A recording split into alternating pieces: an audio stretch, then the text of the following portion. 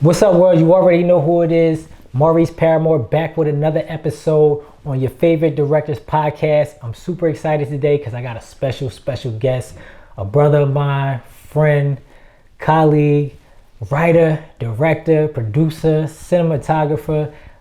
Artist. Is there anything that you don't do? I can lay carpet too. Oh man, he laid right carpet price. there, you know what I'm saying?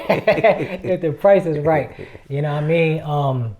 Super excited to have this brother on the podcast. I want to welcome Levi Feeni. I appreciate it, bro. Appreciate the opportunity to be here. Thank you, man. How's everything going, man? Everything's good. Just, during this COVID pandemic, just trying to stay at it creatively, trying to keep my creative juices flowing. And, I took a little break, but now I'm trying to get back in the swing of things and keep that momentum going. That's what it's all about, man. I think we met probably like 2014, 15 or something like that. I think it was 2013. Was it 13? 13 or 14, yeah. Yeah, we met at, I think it was Philly Cam. Yep. They was having a festival. Right. Shout out to Philly Cam. They got a station, they had the festival, and we both had films. Yeah. Playing. We both won awards. Definitely. Yeah, so how was that experience? That wasn't your first film festival, was it? Actually, you know what? It was my first film festival. I had been doing film and, photography for like maybe 4 years prior to that. Okay. So, it was like a lot of trial and error. Started out doing music videos and weddings and whatnot. Mm-hmm. But the main passion was always film. Right. And of course, you starting out, you don't have the budget to do certain things. Yeah, so you got to work it out. Yeah. So, I had finally got the budget to, purchase some other up-to-date items as far as camera equipment. And, story-wise, I've always been a person that loves stories, speaks on stories, studies, movies and films. And I wrote this story, it was called Wrongful Justice. Okay. And I wrote that, and somebody sent it to me. One of my friends was like, hey, they got this film festival. And I said, you know what? Let me try it out. Yeah. And I entered, and I wasn't expecting anything. Yeah. And then I got the email and call, hey, are you going to be available? You've been nominated. So I was like, oh snap, okay. But I had a wedding that night, so I couldn't be there, be present that day. But when they said, sir, your film beat, I guess we did it twice. It beat 65 other films for the best trailer or something like that. I was shocked, and that right there showed me basically like, okay, you got a little gift, man. You need to, educate yourself on it, and start working on the opportunities that can come based off of this, this reward that you just received. So.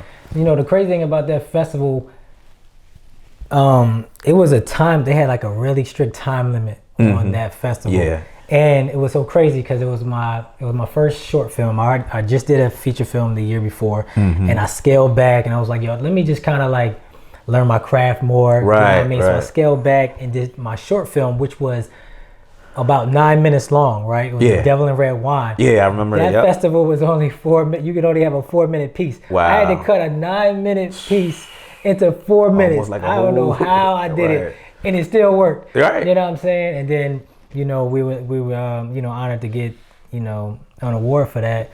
But it was a dope experience because, you got to connect with different people. Right. And stuff like that. And I think that's one of the most important things about these festivals is the networking aspect. Yeah, because me not being there, like I saw you on there, and like I've always been the type of person, because we're in the South Jersey area. You're near this area, but I'm further down South Jersey.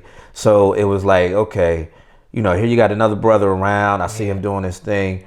Me, I've never been the type of person to have an ego or feel like I'm better than someone. So I was like, well, shoot, it'd be a great thing if we can connect and work together, because honestly, looking at your work, I was looking at my work, and I'm like, yo, they're like coinciding. Right. You know what I mean? Like we're both, in a sense, growing together, even though we're not working together. Right. We got that eye, we got that vision, we got that story. So I was like, yo, he's somebody that I would love to work with. Because when I went to college, I was going to college at the time too, at Rowan University. Okay. So when I was at Rowan, I was like maybe one out of three African American Black men in that group of maybe 300 students, wow. basically, that were into film and were into the clubs and stuff. So a lot of our projects and ideas that we would throw out there, you know, they just get cast as, oh, we're going to do this. And some of the story plots and ideas they got was like, it was like, you know what I mean? Like teeth biting, like, oh, Right. why are we doing it again? Why can't, you know? So there was no real representation of stories that we wanted to do. That fit. And yeah, it just would get shot down. So when I, you know, was getting ready to graduate, I was like, I would love to connect with a lot of African American filmmakers and, you know, cinematographers, engineers, where we can bridge a network together and, you know, eventually break into the industry, either or create our own lane, you know, almost like how Tyler Perry does. But, you know, like with a couple other guys, you know, like I said, you run into some people and their egos are a little too high. Yeah. But when I approached you and I was like, bro, how can we work together? Let's do something. You know, you were open, and that's, you know, what the crazy part is, I wasn't present, but I still was able to connect with you, and still here to this day, years later, we still, you know, working together here and there. So. And it's so crazy, and I want to talk about that a little later, but you know, that's the thing about this industry.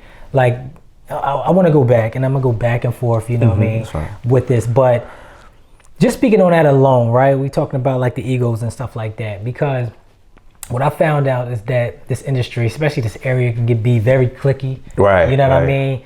Cats working with certain cats, people ain't really wanting to build. You, like you said, you got egos. Cats feeling like they already the goats or want to be the goats and all this other crazy stuff. So, like you said, is that like a natural thing for you to just like, all right, you know, I want to build with other people, or is it like when you just kind of feel like a certain connection, you're like, you know, all right, I'm gonna try to tap in? Now, with me, it's a natural thing, because like even with photography, when it goes back to photography, like in my area, in Cumberland County area, I've maybe established 7 or 8 other photographers. Didn't have a business or anything. They started out using my equipment. Oh, nice. They started studying under me. Young boys that are 18 and 19 filming their own weddings, and photographers, grown men up to their, you know, almost to their 40s. And even one guy even, you know, showed, and he always, you know, always shows love when I run into him. He said, you showed me everything, you the man. And he's like in his almost in the 60s. And, you know, he's doing a lot more gigs from some of the things that I've shown him. But my mindset has always been the type, look, you were once there when you didn't have anybody showing you a thing. I had to go on YouTube and teach myself. And then when I realized I had the niche and the talent and the passion, I said, well, why not go to school and educate myself in it? Really, so and so I really locked in on it, and you know, it paid off. But that's my objective, is to help and make an impact on somebody's life, because you never know who you might come across. Like say me and you, right? We run into somebody, a kid, right? And boom, he wants to learn under us. All right, so we teach him. All right, that very same kid, it might be 10 years from now, that same kid might see us and be like, yo, you were one of the first few people to help me out. I got a $20 million contract, you know, to do this film. I'm the executive producer. I want you to direct it. That just changed your life and made all them 10 years or 20 years of your grind worth it. Just, you know, just paying it forward. But yeah, naturally, that's how I am. Like, the thing is, you got to be able to show and remember who you are and where you started out, you know, in the very beginning. 100%. So, and that's, like, you know, when it comes back to some of the egos and everything, like, you do run into cats that, you know, they feel like they've made it, or they've done certain things. And like, at the end of the day, if you're still able to help someone, that should be your main priority. Because what feeling does it give for you to be at the top and looking down on other people, and you didn't bring anybody else up with you? You ain't bring nobody up. Right. Yeah. So let's go back. You know, when did you start getting into the arts in general? Definitely filmmaking, but like, when was it? Was it something that you was always into when you were younger? Yeah. Did you go to the movies as like a kid? You know, where does your story start? My story starts in church. Growing up, might have been like age 4.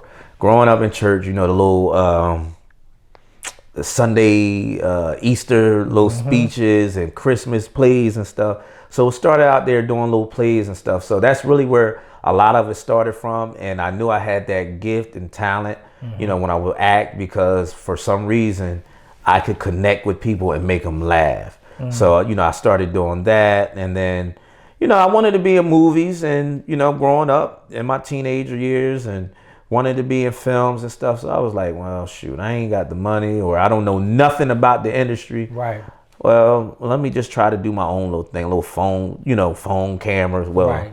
I think the phones really didn't have real video till I got about 18, 19. So, Okay. but I started doing, taking the phones and trying this and trying that.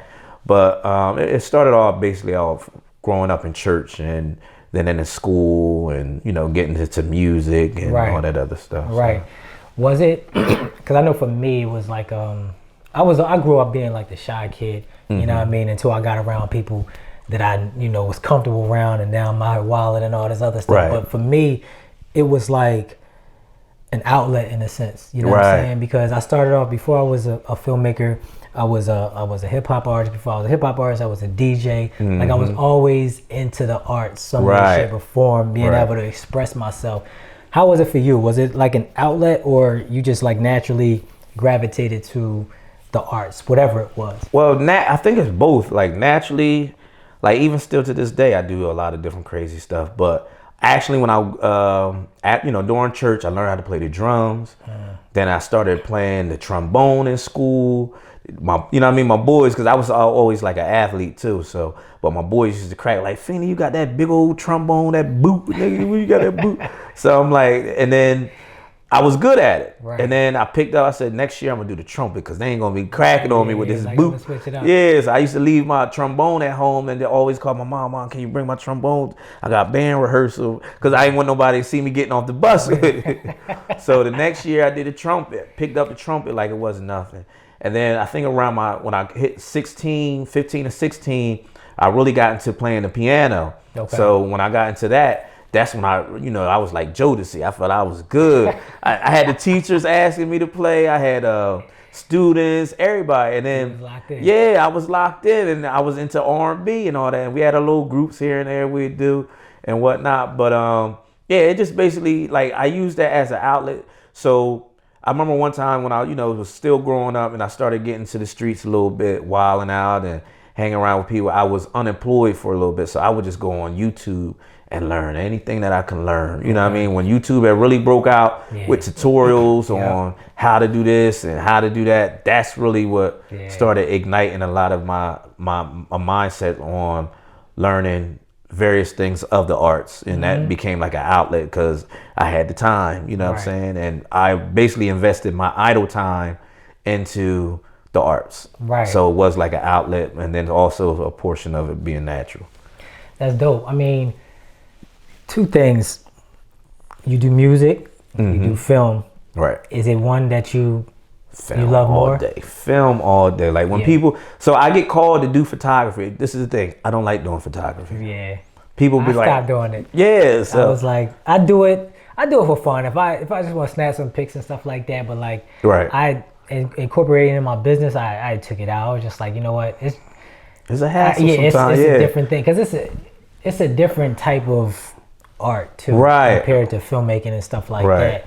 But do you feel like film? I feel like film is one of the best mediums, because you can incorporate all of those things into this one medium. Do you feel like you all the stuff that you learn from the music to the art, do you feel like that helps you become a better filmmaker? Big time. You know what I mean? Do you feel like you naturally add all of these talents into that? Big time. So, all right, you already know how music affects the moods. Completely. So, boom. You already know how with photography, lighting schemes and color palettes, how that affects your filmmaking. Right.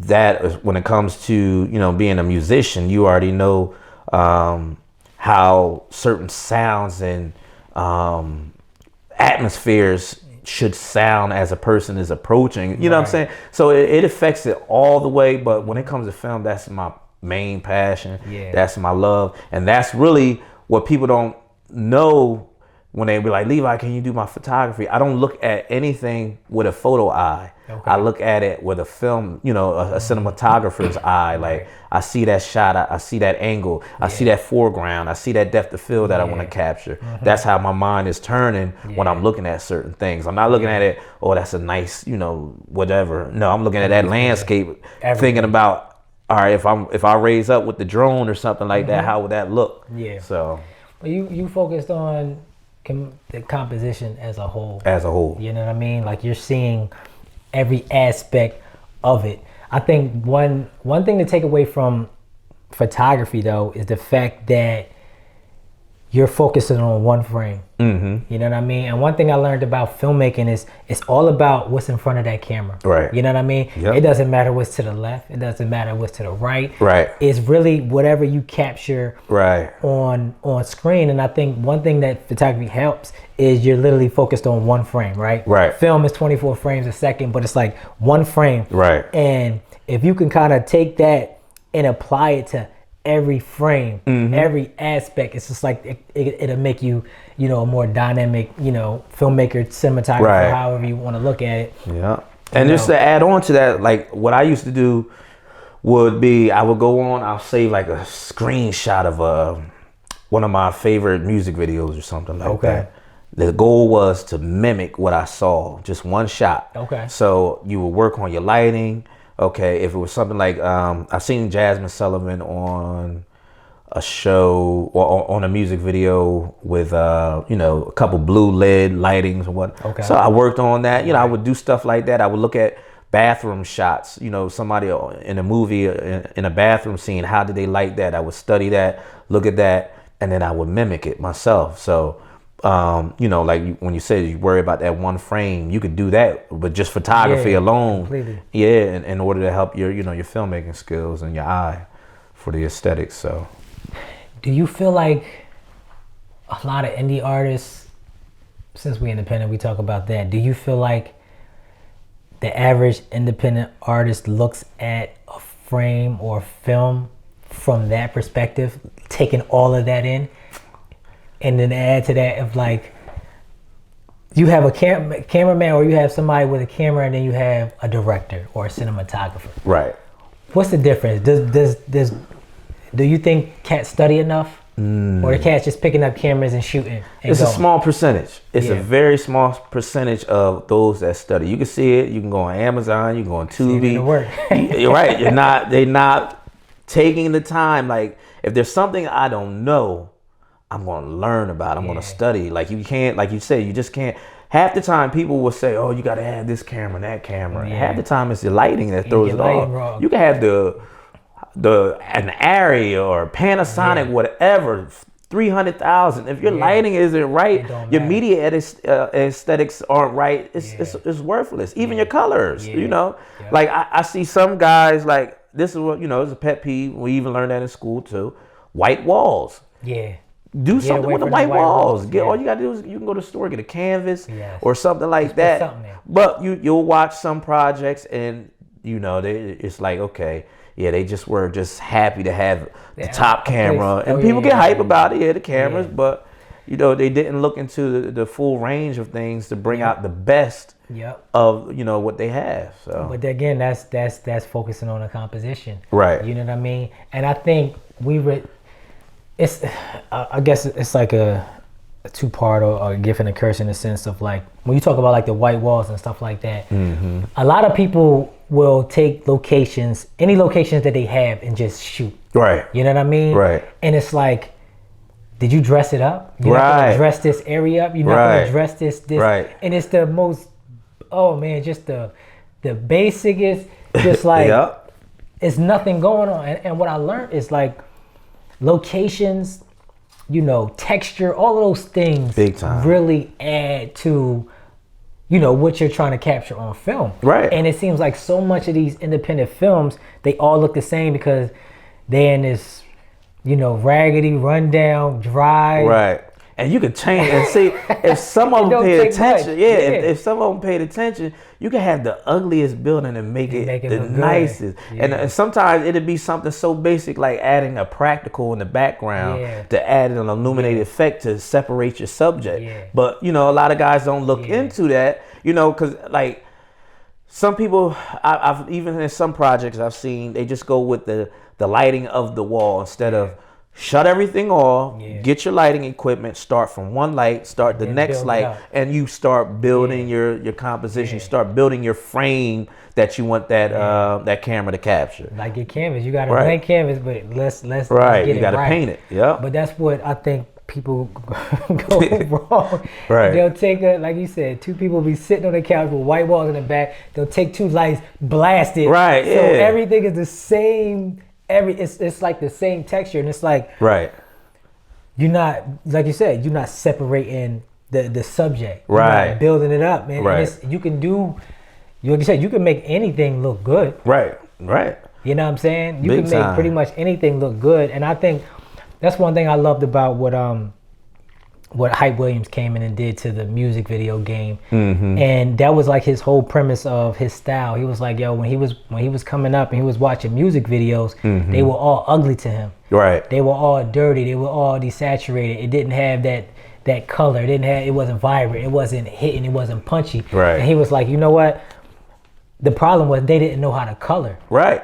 Yeah. They didn't know how to add the light. You know what I'm saying? They didn't know how to dress up these scenes and the wardrobe. Like it became like a playground, for him. Yeah. And that's something that I started to really pay attention to. Like, all right, how can I make this scene, this simple scene of two people talking, more dynamic? You know what I mean, what could I do to add? What could it be? The texture. What could I add in the background, foreground, lenses, all of that? I mean, it's like, I'm all for somebody picking up. I'm all for anybody starting something. Right, in the beginning. But you gotta learn your craft. Progress, man. yes. You gotta graduate. learn. You gotta graduate You know what I mean? a little further, yeah. Because you'll have guys like they don't even understand what colors mean in a scene or something like that. Like if you just naturally watch TV and look at certain colors in the background, don't even look at the subjects, look at the background, you be like, oh, okay, that matches. And then do your research. So they teach that in psychology, what certain colors mean. If a person is wearing, you have people wear, in shows just wear outrageous colors.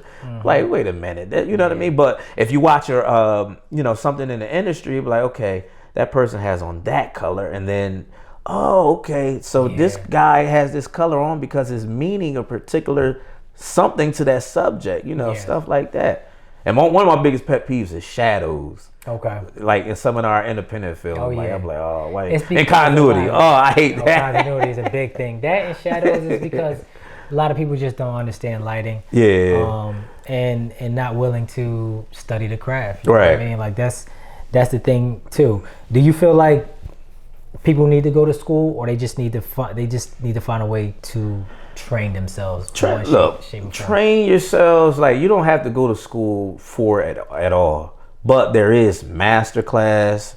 There's these other, like, I've studied under people like, when it comes to screenwriting, Felicia Pride. I've done master class with Shonda Rhimes. I studied master class with Spike Lee. I've enrolled in meetup classes. Well, not meetup, what you call it? Where you can meet up with different people. Meetups in Philadelphia and stuff. So you meet different people, but there's all types of stuff online that you can research. Character plots, story plots, screenplay formats and all that stuff. So the education is good. The education when you go to school, that's good for, like, if I ever want to be an executive at Warner Brothers or something like that, I can say, okay, I have the paperwork to show for that. But as far as your craft and you saying, you know what, I'm not worried about that. I want to be able to tell my stories, but I want to be able to tell it effectively. There's so much stuff. A master class online is only $99. Right. You can do any type of thing that you can find. They have little conferences, film festivals. Okay. That's perfect too. Absolutely.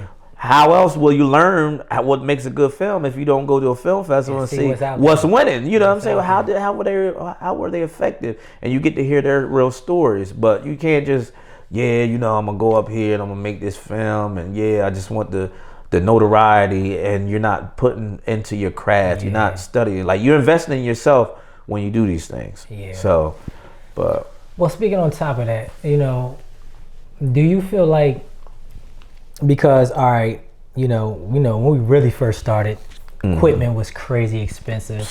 Big time. Back when cats was only shooting on film, I mean, you could barely, if you ain't having money, if you ain't nobody backing, you wasn't making any films. Right. So, you know, I think it's a gift and a curse that, you know, we have access to different equipment and stuff like that, and it's more feasible, it's cheaper. But do you feel like the industry is oversaturated because of that? Yeah, big time. I think it's oversaturated to the point where, like you said, it's a gift and a curse. It's oversaturated because now everybody can just, like you said, they don't even have to study their craft. Cousin now, he popping up at the crib. Yeah, he might be like 6 or 7, or you know what I mean. He got $1 million following. I mean, a million viewer following, but you know, and you're like, yo, his craft, his work is not good. But why are they just? And you know, it's just being that it's accessible, I guess. Yeah. You know, that's the curse really about it, is that you really got to compete. And then that's also another good thing though about it is, like your work that's, you know, regrets, or you're on YouTube. I can go to Africa, I can go to Australia, as long as I got YouTube and Tubi, I can look at your work right now. Yeah. Even though you're not charging people to, you know, eventually, of course, you already know everything is based off marketing, and you know, that's really what you want, somebody to see your stuff and be like, hey, I like your work. Yeah. I trust your work. I'm gonna sign you, you know, sign a deal, and maybe you can produce this, or you know what I'm saying? But that's the beautiful thing about it, is you can be all across the world and everybody and their mama can get to see your work. So it is a gift, it is a curse, but I like it more so as a gift. So that's how I look at it now. Just we gotta compete. Yeah. But I also feel like, you know what, and the thing about the competing aspect, you really just need to just keep going, keep doing your thing. And why I say that is because I remember when I first started out, I was doing, like I said, I was a hip hop artist, and then I got into, you know, directing music videos and stuff like that. First of all, when I was doing music, everybody was doing music. Right. Then I came over, I started doing music videos. Everybody was doing music videos. Right. Started doing films. Everybody was doing films, right?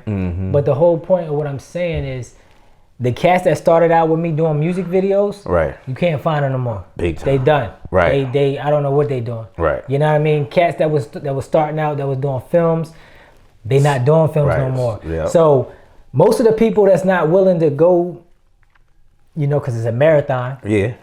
Most of the people that's not willing to go all the way, they're just gonna weed themselves out. Right. You know what I'm saying? So you really just gotta have staying power. You know what I mean? You gotta be willing to just keep going. And most people are just gonna drop off within time, man, because, you know, for the most part, people are just gonna weed themselves out, man. So you just gotta, you know, stick with it, keep going, and, you know, the right people will find you. You know, you'll connect with the right people. Yeah.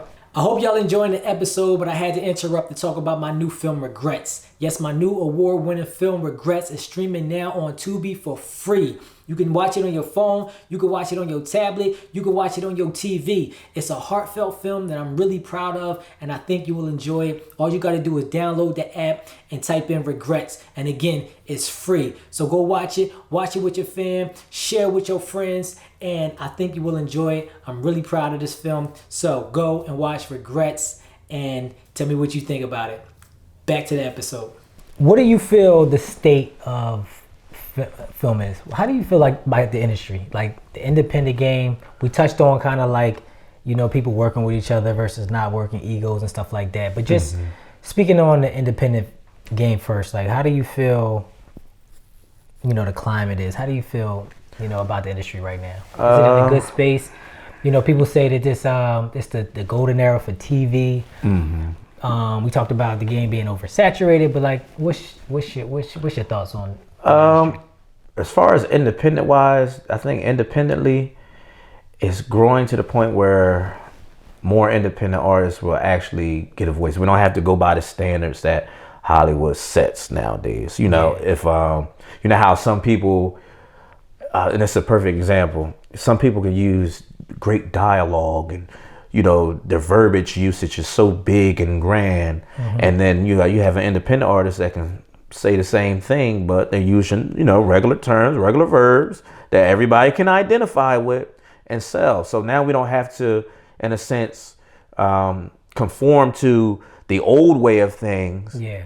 And create our lane. No, either you can deal with it or you don't. So that's what you're seeing a lot of, like, you know, TV stations and networks, you know, buy into a lot of the independent artists, like, you know, Issa Rae and, you know, Donald Glover and some of the other artists that are out here. It's like, okay, you know, you would think that's not going to work. Oh yeah, yeah. But now it's like you see online and they're following. Oh, we have no other choice but to bring them on. Right. Why? Because they have a huge following and they started being independent on YouTube. Right. So, hey, you know, when it comes to the networks, I see the independent market growing. Tubi, I actually see it after I was studying a lot of that. You know, like I said, I didn't really know much about Tubi until you hopped on there. Right. And I'm looking at it and I can see it growing. It's growing, yeah. It's going to grow. It's going to grow because now you got independent artists whose names are, you know, being displayed on there, and it's like, oh shoot, okay, and it's an app. I can go on my TV, and it's free. Yeah. So I really see that market blowing up, as well as a few others. And shoot, that might end up being like a Netflix where they start paying you guys for, you know, premiere, premiere distribution. But I just see it opening up. I see that the girl, who's the girl that I just read on the news, she got a new show on ABC, the one that said, "Ooh, he got money." It was a meme quote, but she is now has her own show on ABC as an elementary teacher or something like that. Nice. But yeah, so like the market for independent, like I said, for independent artists is open. It's wide open. The fact is, like, what you're doing and what I'm trying to get back into, you know, this year and, you know, a few others is be prepared. Being prepared. Having your workout. Like, that was one thing I studied under Sterling Anderson. He was another screenwriter. And even, like I said, with Felicia Pride, she was stating that, you know, the opportunity will come, but the fact is, if you don't have the work to show, you're done. And they say, hey, well, let me see what you got. Oh, I don't, you know, can you give me you might not have that couple weeks. You might not have 20 hours. You might need to send that clip right then and there. You know, I've even had, I had an opportunity from, I forget what management company, it was in LA. I had a synopsis. I had to redo my draft though. It was a screenplay, and it said, sure, send it. And I wasn't prepared. And then he said, Levi, I really don't have the time right now, but next time, like, I loved your log line and whatnot. Next time, just make sure you get back to me. Yeah. And so, and he wasn't rude. He just gave me insight. He said, out here, bro, sometimes you might only got 3 seconds. That's it. You know, just hit send. So, but definitely, bro. So I see the industry opening for a lot of guys like ourselves and, you know, young ladies as well that's out here trying to do their thing. Absolutely, yes. Like you said, it's wide open, man. And Tubi, I think they just got bought by Fox. You know what I mean? So it's about to be wide open, man.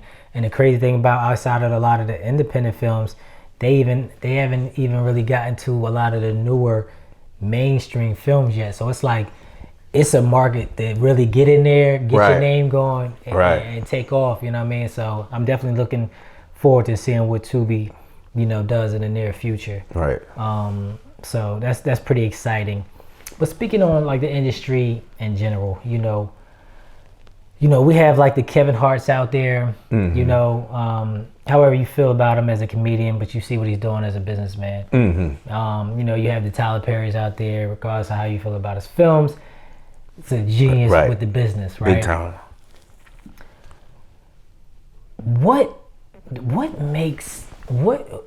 is that it factor that some people have and some people don't, right? Like, it's plenty of people that's been doing what Kevin been doing for years, right? Well, what is it? Why does somebody like Kevin take off? That's like, he's out of here, he's gone. Right. What happens to Tyler when Spike has been doing this for years, right? How come and Spike has reached, you know, a level of success that's, you know, come on, I mean, he's part of the reason why we even doing what we do. You know what I'm saying? But like, you want to just speak monetarily and, you know, opening up your own studios and stuff like that. Like, what is it that Tyler's doing that others aren't doing? Do you know? I got a opinion on it. Mm-hmm. I think what he's doing is, right, he's staying to what works for him.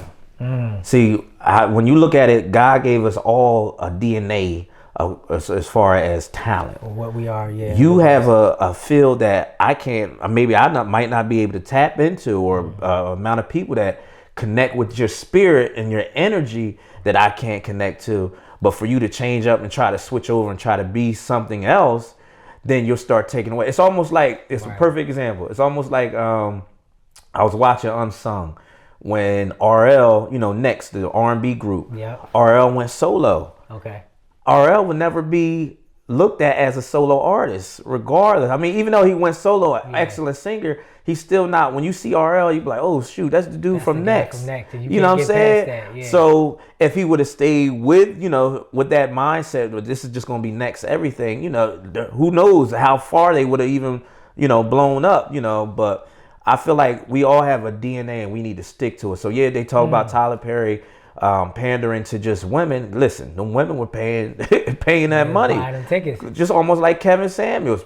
Now I believe Kevin Samuels is getting ready to hit the TV, the major network soon. Yeah. But you have some people like, oh well, Kevin Samuels has a big following when it comes to women and men. Yeah. So for y'all to knock it down and say, okay, well, he needs to talk about other thing else. No, he does. Other things. No, he doesn't. It works for him. This thing is working. Work it for what works for you. And it's like I had did this short film. It's called Black Butterfly. It's on YouTube as well.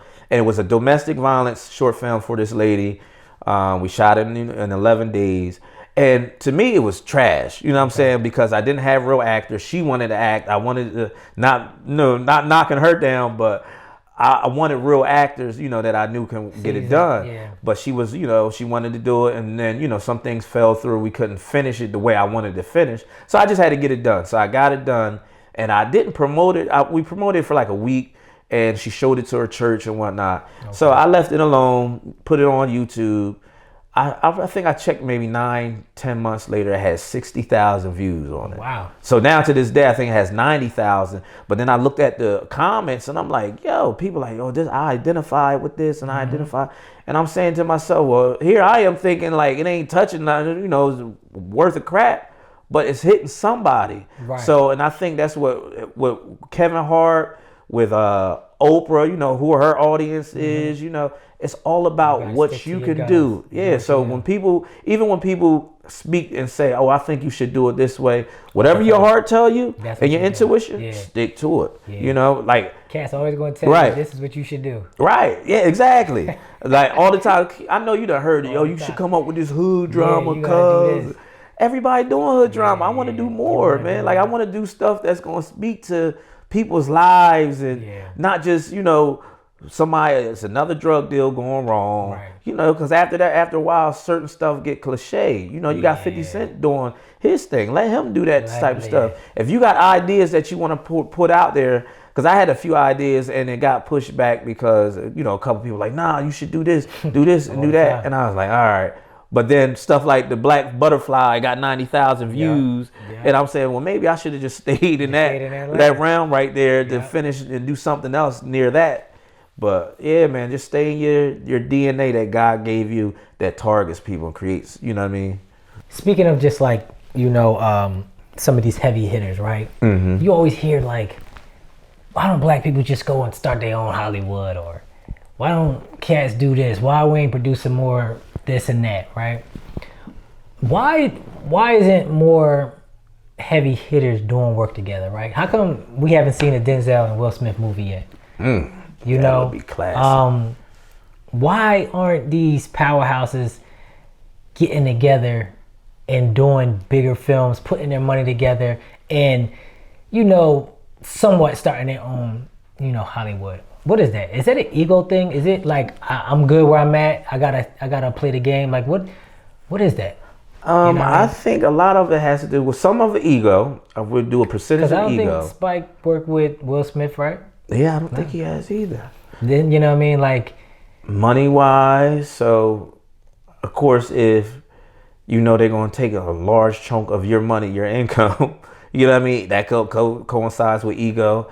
Like, why am I giving Will Smith $50 million for this, and yeah, I can get such and such $20 million and bank the other $30 million for myself. So, in a sense, I would say a lot of it has to do with ego, finances, and then another thing I noticed is a lot of people just, all it takes is for the idea to come to fruition. Right. Sit down with the people. You know what I mean? Like, if you have executives, you can tell me what the community needs. Joe can tell me what the community needs. But we don't sit down and say, okay, what does the community need? I got 100 million right here. Right. It's never going to happen. Right. So I think a lot of it has to do with people actually making in their schedule and sketching it in. Look, I need to meet with Denzel. This is something that we need to do because this is going to be great for the culture. This is going to be great for, filmmakers all over to show this this unity, this, solidarity that we have in Hollywood. Yeah. But yeah, I think a lot of it has to do with the percentage of ego and actually being about what you're talking. Yeah. I thought it was dope that, when Tyler and Spike Lee was beefing or whatever the case may be, Tyler turned around and dedicated a whole studio to him. You know what I mean? Right. And that was big. I thought that was super dope. You know what I'm saying? I thought that was just showing what type of guy Tyler really is. You know what I mean? Where it's like, listen, man, I wouldn't be here if it wasn't for you. You know what I mean? Like that. I think that was really dope. But that's showing when somebody doesn't have an ego. You know what I'm saying? And I think it's a lot of that. Like, if I'm on top, I want to stay on top. You know what I'm saying? I don't want nobody else to get a piece of this pie. It'd be like a lot of that. Yeah, it gets catty stuff. Yeah. So but it's excuse me. It's room for everybody. You know what I'm saying? It's room for everybody. Do you have? If you was on the filmmaking side, is it like an actor you would love to work with, or on the acting side, is it a director you would love to work with in the industry, like mainstream? Yeah, it's like several others. I know. Trying to think. Probably Kevin Hart is one of them. Yeah. But more of his drama side. Okay. Like I watched him in Fatherhood, but I want to see him. It's crazy. You see True Story? Yeah, I saw that too. True Story was a good one too. So I want to see him in like a gangster thriller. You know what I'm saying? Where he actually he could play like a ghost. No comedy or nothing. You know what I mean? But like him, of course Denzel, man, that's a classic. Like it's a few other artists like that aren't big. I forget his name. He was in this show called Foundation on Apple TV. Dark skinned dude, has a beard. I forget his name. Sure. John T. Washington, Denzel's son. I like some of his shows. It's several artists. Several different artists that I would love to work with. I'm willing to work with anybody, to keep it real. It's just my thing is, I know if you're in Hollywood and you have the experience and you're pretty good, then as long as I know you can get my story out, you know what I'm saying, I'm down with it. So we'll push it. I don't care if you're Asian, Hispanic, white, black, it doesn't matter, alien. As long as you can produce what I need to be, be brought out in a character, that's what I need. So got you. How do you feel about actors getting like typecast and stuff like that? Is it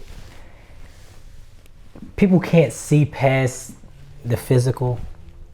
Is it a bad thing? You know how certain people they constantly play the same roles over and over. Yeah. What is that? Like, is it because cats are not showing more of themselves, not showing, their versatility, or is it just like a casting thing? I think it's a casting thing. You want who can bring forth the best in that particular character.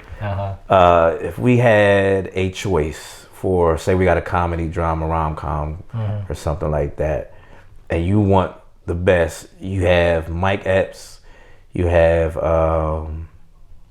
give me a name, Jerry Seinfeld or Adam Sandler. You know what I'm saying? But it's more cast to maybe a black character, maybe like a black character that it doesn't have to be a black character, but say the story is based on, our culture, the stuff that we do with the culture. you're more than likely gonna pick Mike Epps because you know he's gonna bring it out. You know what I'm saying? So yeah. But I think like if a lot of these actors want to get different style roles, they have to sometimes probably look out themselves, you know, look for auditions themselves for those type roles. Yeah. Like, because like I said, Kevin Hart did an awesome job in Fatherhood and True Story. I was actually shocked, you know what I'm saying? I'm like, okay, it's a different element. It's a different right. vibe. So you can't just box them into this one, you know, it's one place anymore. Like, okay, you got to, you know, a little versatility. But you would speak, that's a good point of like going to seek out these different roles. But do you feel like actors should actually be trying to create more of their own projects? Do you think actors need to start writing, right? If you're always being typecast as Thug 1 or Thug 2, right?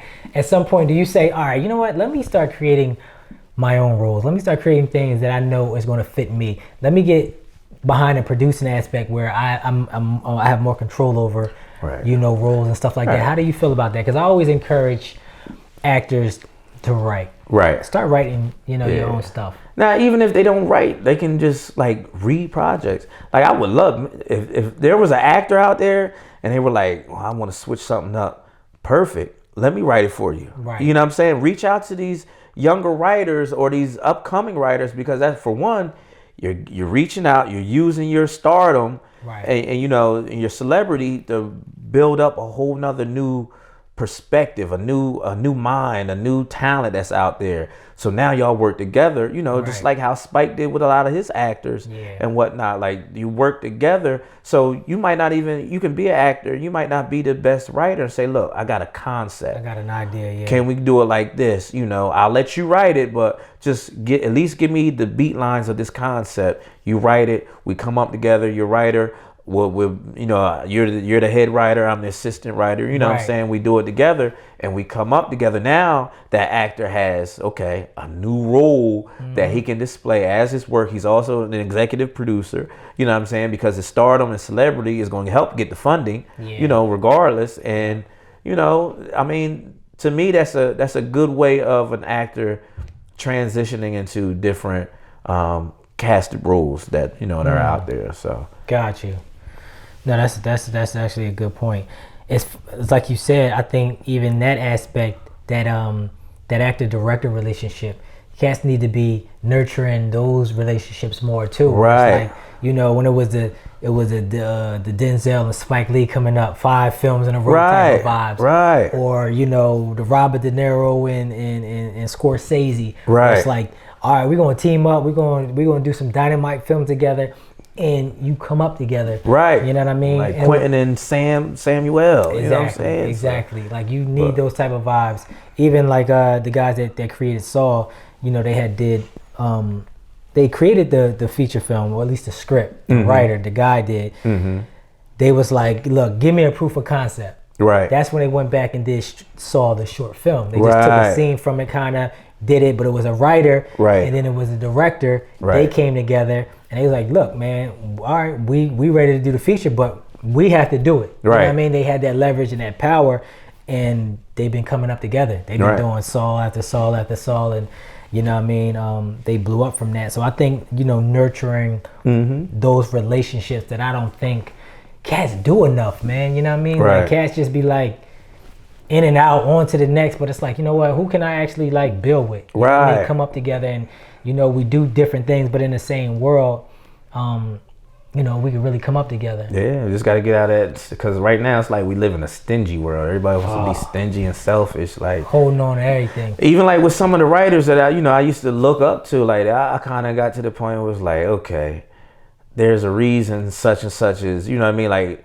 maybe they're kind of distance in a sense now because they're trying to, you know, make sure they continue up with their, you know, their writing gigs and stuff and their bookings and whatnot. So, but yeah, you run into that where everybody's like so gun-ho, I got to worry about me right now, worry about me. So that if we get people out of that and say you can still work on your own stuff, but you can also help back, you know, a half hour, 20 minutes throughout the week to helping somebody, the next person, it's not going to hurt you. It's not, and it's only going to come back around. You know what I mean? It's only going to come full circle. Yeah. So what's what's next for Levi? Alright. What do you see yourself in the next, year or two? What's some things that you want to do? Yeah. Okay. Matter of fact, two questions. Mm-hmm. You talked about it early. We'll come back to that last question. Okay. You said you stepped away from the game Right. for a while. We all deal with different issues, personal stuff, where we got to kind of step back, reflect. Mm-hmm. Not necessarily what made you step away, but like what brought you back? What was some things you was dealing with where it was just like, you know what, I miss it, or whatever the case may be. Like, why is the time now? Well, what pushed me back in 2012, 13 when we were doing that, I was on national TV. I was on Nationwide Insurance. I was on Wawa commercials. I was in movies. I was on a set with Michael Blackson. I was even doing stand-up comedy. So, I was all around tapping into everything that my DNA that I had. And I got to the point where I started writing. I really got into the writing aspect of everything. Like I said, I was studying under Sterling Anderson, a screenwriter. Then I started, doing the master classes and stuff. Did the Shonda Rhimes. Then I started studying under, Felicia Pride and, reaching out to these different screenwriters. Kirk Moore, he wrote Marvel and Looking for Alaska. So I started studying and learning under them in a sense to the point where I was like, okay, I could do this. I started trying to get in the writing fellowships, so which I'm still getting back to. But I was trying to get in the writing fellowships. I was in school. I had an opportunity to intern at Warner Brothers. Nice. But my dad had died that year, so I couldn't go. But a lot of issues with life hit me. Yeah. So I know I had went through a bad marriage that threw me off. That divorce threw me off big time. In that situation, because in that relationship, almost like 9 years ago, I started taking away from myself. Gotcha. And pouring into other things. Yeah. And I was like, and then you get in situations where you're like, okay, well, I can't just up and leave and do this and do that. So it was like, okay, well, I got to take a step back. Then I got hurt. I tore my Achilles. I picked up like 50 pounds. You know what I'm saying? So I was going through life. My dad, then my mom had a stroke. You know what I mean? So she had 2 strokes. So that was stressing because I had to move her out of her house into another apartment, and she lost her home, and then she was like sick and had to have heart surgery, bro. I went through it. I was going through it, but my heart was still in it. I was still studying. Don't get me wrong. I maybe wasn't filming everything, but I was studying. I was still online. I was still writing, touching up my my writing skills. Like I did a spec script for Queen Sugar. I was studying Queen Sugar writers, their writers, and seeing some of their dialect that they utilize for their scripts. And I just stayed in Shonda Rhimes. I did another master class with that, and I just stayed at it. But my passion was always in it. So after I got out, through the divorce, and my mom, she got situated again health-wise, and it's just like everything came back, and it was like, okay, now I can breathe. So then I had to get to the point where I had to go on another journey to remember who I was years ago. So I'm like, okay, like I was sitting down watching TV, and a couple of my friends were like, Levi, bro, every time, do you remember when the Eagles was playing football? Your commercial was being shown. You were bringing home checks, residual checks. You were a Screen Actors Guild, member. Like you were actually a professional actor. So I had a guy from HBO contact me, an agent. I was supposed to go to LA, meet with them. They're going, I forget what show it was. It was but it was a regular syndication show. And I was going to have the opportunity, possibly to be a regular.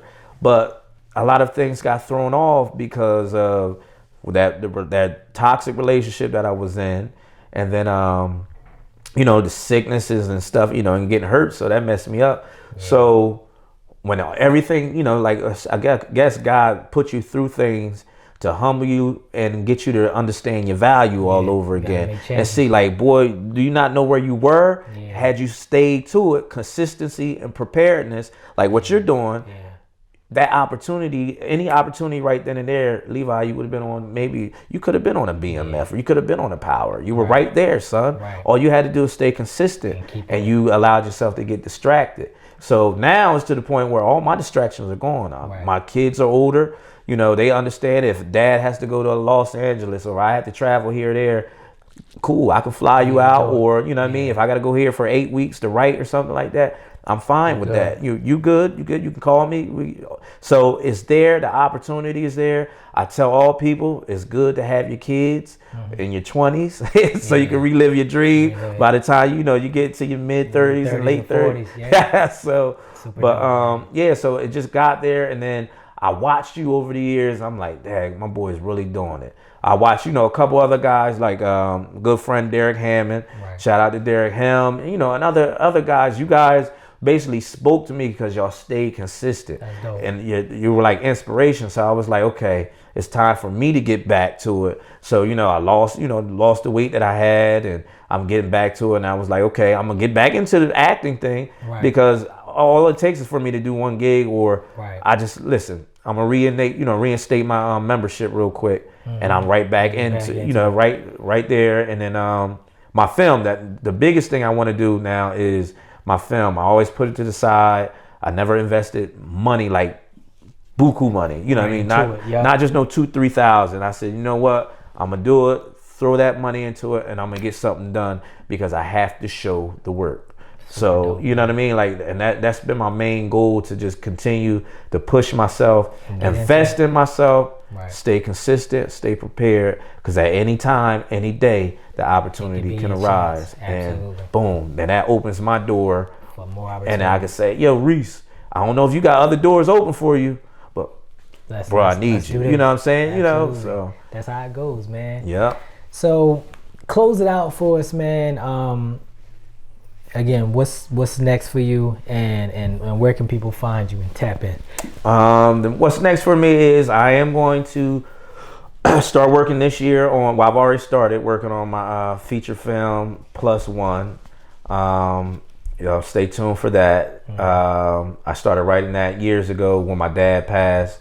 It was more like an outlet after he passed, something based off cancer. Threw a little love story into a commercial friendly movie. It's a good first movie, I believe, to come out. So stay tuned for that. Probably next year to be released. But we plan on trying to film it this year, this summer. So it's going to get done regardless. Hopefully you see me on one of Reese's projects coming up. For sure. That, and then I'm getting ready to get back in the swing of things. That's all as far as acting. Hopefully you see me in a couple shows or wherever. So just stay tuned, and just keep me in your prayers. Keep you in your prayers. If there's anything I can help you with as far as writing, even if you need somebody on set, engineering, or holding lighting schemes or whichever. Give me a call. You can find me at thebookoflevi.org on Instagram, or you can go to my website, thebookoflevi.org. You'll see that I sell canvas, prints, and wall art as well, so I'm an artist. You can look me up on YouTube, Feeni Boy, FeeniBoy. You can see a lot of my old projects and whatnot, but just stay tuned. There's going to be a lot coming soon. Yes, so I appreciate it, Reese, for you allowing me. Thank you for coming on the to show, join the set with you. I'm proud of you, bro. Appreciate it, man. Like I said, you was a big inspiration to me over these last few years as we met. And sky is the limit for you. Don't feel like you're lesser than anybody that comes across, and they got this this grand view of things. At the end of the day, you know what your stories are. You know that your stories have meaning. And when I look at you, I look at people. When I look at you, this is why, and it's a crazy comparison. When I look at you, I look at a young Jamal Hill from Philadelphia. Came out with Streets and Brotherly Love. Humble guy. And you right there, man. You're the next up. Thank you, man. I truly appreciate that, man. Words like that keep me, grounded and focused and inspired, man. So I appreciate you, man. All the love and support, over the years. Glad we, reconnected and building some more. And we're going to do some amazing things, together and on our own, man. So again, thank you for coming. Thank you. And there you have it, man. Your Favorite Directors podcast. I had a great time, talking to y'all, and just stay tuned, stay tapped in, and please subscribe if you haven't subscribed yet. Subscribe to the channel. You can find us at Dreamboy Vision on IG, Twitter, all of that stuff, and also follow your favorite director on IG. Your favorite director podcast. All right, so we'll tap in. We'll see you on the next episode, and thank y'all for tuning in. I'll at y'all.